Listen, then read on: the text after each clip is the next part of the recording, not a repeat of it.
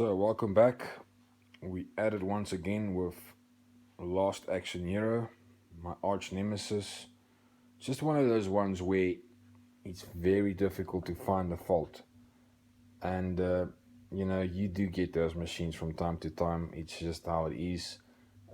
When you, like I said before, sometimes you find the problem and you're like, is that it? It's like unbelievable. And other times it's more daunting to fix the problem. But I mean, what do you think the problem was? Well, just to rule it out, I swapped the CPU board out of another machine. Just to rule it out, because I thought, okay, if there's a problem, let me just rule it out and I can move on from that. Okay, so I swapped the CPU board. It wasn't the CPU board, but I started messing a bit at the back here and some weird things.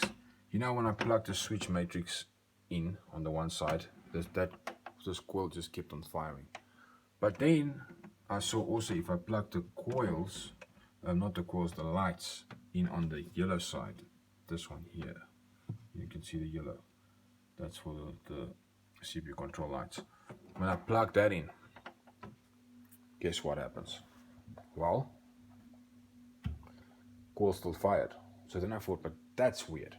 There has to be a short somewhere. There has to be. There's no doubt about it. There has to be a short somewhere.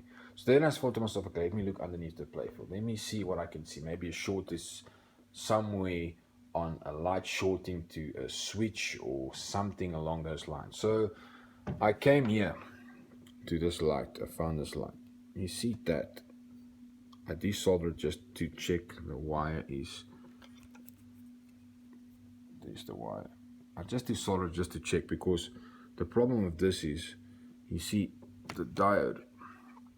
There's the diode, okay? Now if you check the diode, it goes there, alright? But as you can see, this has a piece of insulation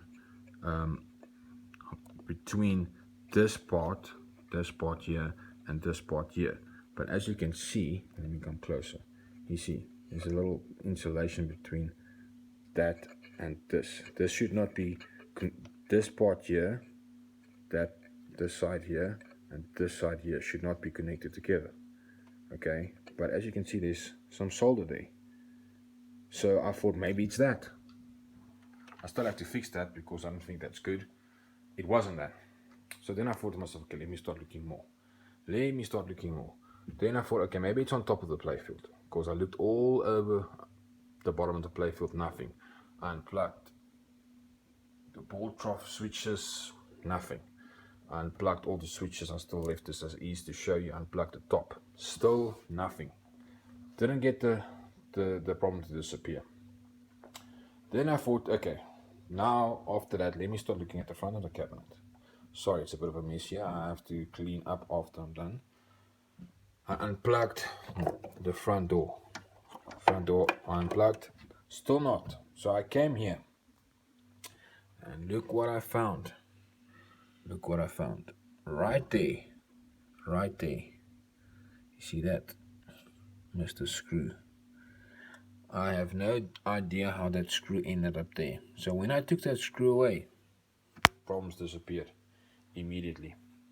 So obviously that screw was shorting and causing all that mayhem. Can you believe it? So simple. Like I said in a previous video, sometimes you find what's wrong and it's such an easy fix, you're almost shocked. But it was so time consuming, and that's the last thing I would have thought it would be. I thought it was a board or a short underneath the playfield. That was the last place I would have looked. Luckily I saw it. So yeah, that's the end of it.